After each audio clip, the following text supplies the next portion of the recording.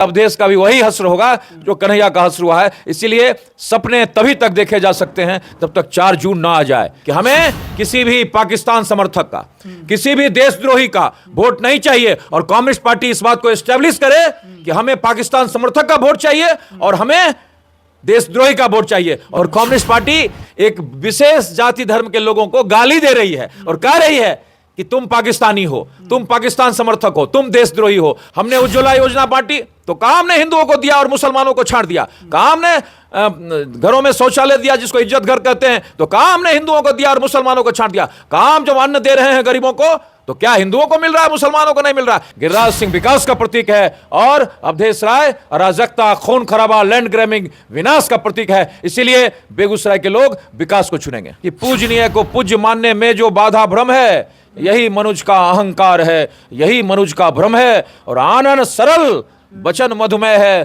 तन पर शुभ्र बसन है, बचो युधिष्ठिर उस नागिन का, विष से भरा दसन है। मैं वामपंथियों को कहना चाहता हूं कि तुम्हारा संपूर्ण शरीर विष से भरा हुआ है। तुम यदि आ गए भूल बस भी तो बेगूसराय में खून खराबे का दौर होगा। तो जब मर्डर होगा, जहां मजलूमों पर अत्याचार होगा, जहां बेटियां उठा ली जाएगी, तो वहां गिरिराज सिंह दिखाई पड़ेंगे। जब लोगों के आने का सवाल होगा, जन सरोकार होगा, तो गिरिराज सिंह दिखाई पड़ेंगे। जब एनएच बनाने का सवाल होगा तो गिरिराज सिंह दिखाई पड़ेंगे। जब कटाव होगा तो गिरिराज सिंह दिखाई पड़ेंगे। जब फैक्ट्रियों के लिए फंड लाना होगा तो गिरिराज सिंह दिखाई पड़ेंगे। जब रेलवे के विकास का काम होगा तो गिरिराज सिंह दिखाई पड़ेंगे। लेकिन वोट चाहिए अवधेश राय को। नमस्कार। 2024 लोकसभा चुनाव और बेगूसराय का हॉट सीट। लगातार पिछले बार लड़ाई लड़ी गई थी कन्हैया कुमार बनाम गिरिराज सिंह, लेकिन इस बार काफ़ी लोग उम्मीदवार तो हैं, लेकिन सबसे बड़ी लड़ाई कही जा रही है तो अवधेश राय बनाम गिरिराज सिंह की लड़ाई कही जा रही है। अभी हमारे साथ भाजपा नेता अमरेंद्र कुमार अमर जी हैं, इनसे हम लोग बातचीत करेंगे और बताएंगे कि आखिर इस बार चुनाव में क्या कुछ होने वाला है और लोकसभा चुनाव के बाद बेगूसराय में क्या कुछ बदलाव होने वाला है। और अगर भाजपा सत्ता में नहीं आती है, मतलब बेगूसराय से अगर गिरिराज सिंह नहीं जीतते हैं, अवधेश राय जीतते हैं, तो बेगूसराय में क्या होने वाला है, इसके बारे में हम चर्चा करेंगे। सर, सबसे पहले स्वागत है आपका। आपका भी बहुत बहुत स्वागत। पहला सवाल सर यही होगा कि गिरिराज सिंह आपके जो सांसद उम्मीदवार हैं, लगातार उनका विरोध बेगूसराय में काफ़ी जगह पर देखा जा रहा है। सर, इसके बारे में क्या कहना चाहेंगे? देखिए, सांसद गिरिराज सिंह जब से यहाँ आए तब से एनएच टूटा हुआ, हॉस्पिटल का हालत ख़राब, ग्रामीण अर्थव्यवस्था में भारी प्रॉब्लम था वहाँ। और एक तरफ से मैं गिनाऊँ आपको, बलिया जाने में 1 घंटा लगता था, वो आज आप 45 मिनट में खगड़िया चले जाएंगे। गंगा में एक ब्रिज था आज़ादी के बाद, 2 ब्रिज बन रहा है। 1260 करोड़ की लागत से बन रहा है रेलवे, 1280 करोड़ की लागत से बन रहा है 6 lane bridge. Elevated road Begusarai में दिखाई पड़ रहा है आपको। 20,000 करोड़ की विस्तारीकरण की योजना आई। बंद फर्टिलाइजर अब HURL के रूप में, बंद थर्मल पावर जो बरौनी का था वो अब NTPC के रूप में खड़ा है। और साथ साथ 2 NH बेगूसराय को था, एक NH-28, एक NH-31। अब एक नया NH जो जहाँ से उम्मीदवार हैं हमारे अवधेश राय, उनके गांव चमथा से पास करता हुआ हाजीपुर के पासवान चौक पर निकल रहा है। उसका नाम है 120B, सीधे राजधानी को जोड़ने वाली। तो एक तरफ रेलवे का विकास हुआ। रेलवे में गढ़ड़ा का जो ज़मीन था बहुत दिन से पड़ा हुआ था, वहाँ पर पहले डीजल लोकोमोटिव, बाद में इलेक्ट्रिक लोकोमोटिव सेट्स आए। ROB का निर्माण प्रारंभ हो गया है। 2 और ROB जो क्या कहते हैं राजबाड़ा के नज़दीक है या अम्बे सिनेमा के नज़दीक है, उसका भी होगा। बरौनी गांव में वो शुरू हो चुका है। तो ऐसी स्थिति में हमको लगता है कि जो विकास का चौतरफा दिखाई पड़ा है, तो इसमें कोई विरोध का कारण नहीं है। और जो विरोध का कारण है या विरोध दिखाई पड़ रहा है वो मेलाफाइड है, वो तो विरोध होता ही है। और वो जो विपक्ष के लोग हैं वो उसकी हवा दे रहे हैं। लेकिन हमें साफ साफ कहना है कि क्यों ये दिखाई पड़ता है। ये वामपंथ यहाँ पर रहा है, यहाँ कांग्रेस और वामपंथ के लड़ाई का ये अखाड़ा रहा है।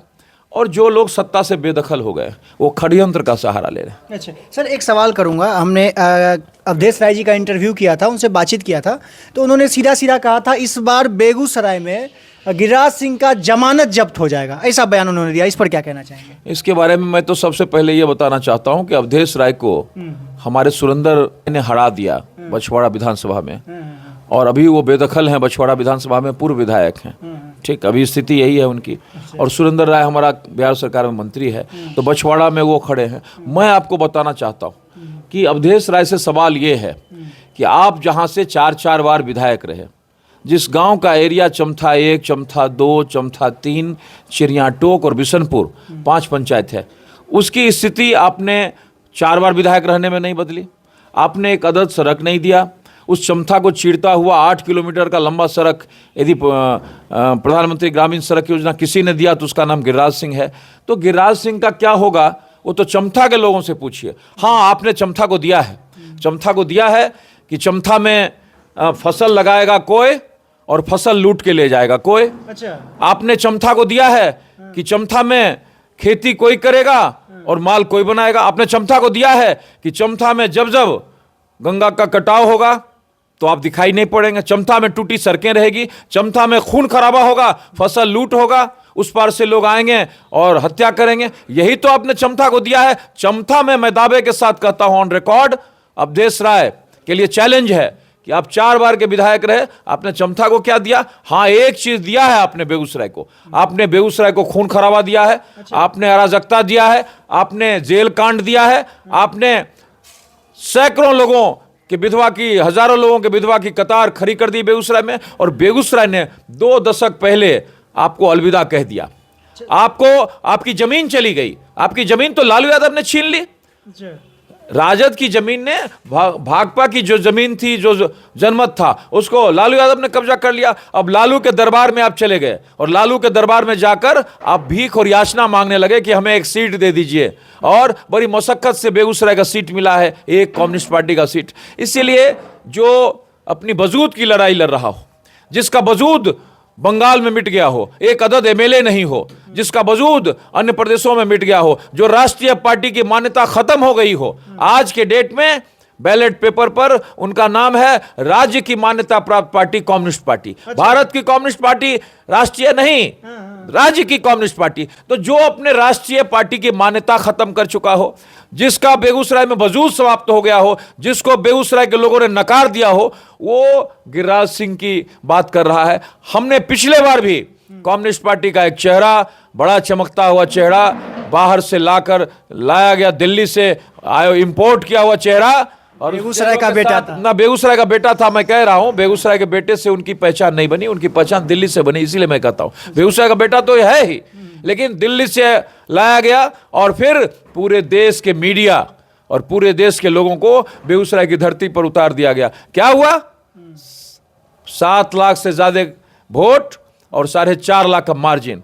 इसीलिए अवधेश राय को यह याद रखना पड़ेगा, ये कम्युनिस्ट पार्टी चेहरा बदल कर फिर आई है, और चेहरा बदलकर अब कन्हैया के सामने अवधेश आ गए हैं उसकी जगह पर। इसीलिए अवधेश का भी वही हश्र होगा जो कन्हैया का हश्र हुआ है। इसीलिए सपने तभी तक देखे जा सकते हैं जब तक 4 जून ना आ जाए। 4 जून तक 4 जून जब आ जाएगा तो सपना हकीकत में दिखाई पड़ेगा और फिर आपको लौटकर चमथा ही जाना होगा, क्योंकि आप बेगूसराय के सरोकार से जुड़े नहीं रहे, आप बेगूसराय के संघर्ष से जुड़े नहीं रहे। आप पार्टियों के बैठकों में जाते होंगे, आप कभी साहेबपुर कमाल गए, आप कभी बकड़ी गए, आपका कोई संघर्ष चड़िया बुरियारपुर में दिखाई पड़ा, आपका कोई संघर्ष मटियाने में दिखाई पड़ा?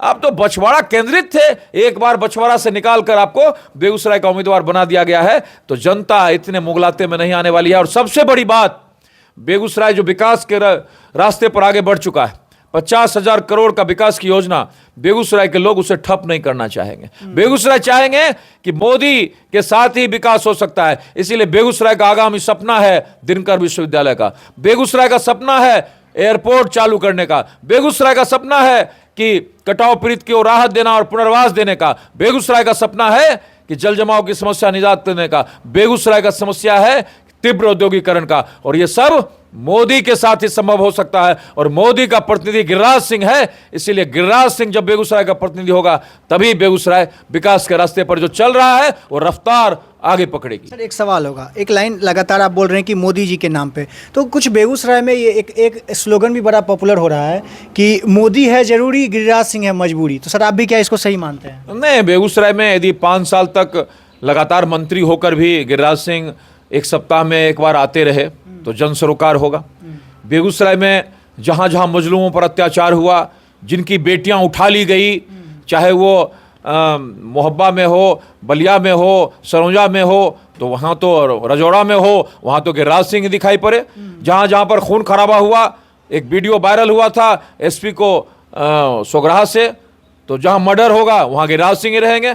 तो जब मर्डर होगा, जहां मजलूमों पर अत्याचार होगा, जहां बेटियां उठा ली जाएगी, तो वहां गिरिराज सिंह दिखाई पड़ेंगे। जब लोगों के आने का सवाल होगा, जन सरोकार होगा, तो गिरिराज सिंह दिखाई पड़ेंगे। जब एनएच बनाने का सवाल होगा तो गिरिराज सिंह दिखाई पड़ेंगे। जब कटाव होगा तो गिरिराज सिंह दिखाई पड़ेंगे। जब फैक्ट्रियों के लिए फंड लाना होगा तो गिरिराज सिंह दिखाई पड़ेंगे। जब रेलवे के विकास का काम होगा तो गिरिराज सिंह दिखाई पड़ेंगे। लेकिन वोट चाहिए अवधेश राय को। ये बेगूसराय की बड़ी फर्टाइल लैंड है, दिनकर की भूमि है, और दिनकर ने साफ साफ कहा है कि पूजनीय को पूज्य मानने में जो बाधा भ्रम है, यही मनुज का अहंकार है, यही मनुज का भ्रम है। और आनन सरल वचन मधुमेह है, तन पर शुभ्र वसन है, बचो युधिष्ठिर उस नागिन का, विष से भरा दसन है। मैं वामपंथियों को कहना चाहता हूं कि तुम्हारा संपूर्ण शरीर विष से भरा हुआ है। तुम यदि आ गए भूल बस भी, तो बेगूसराय में खून खराबे का दौर होगा, बेगूसराय में अराजकता का दौर होगा,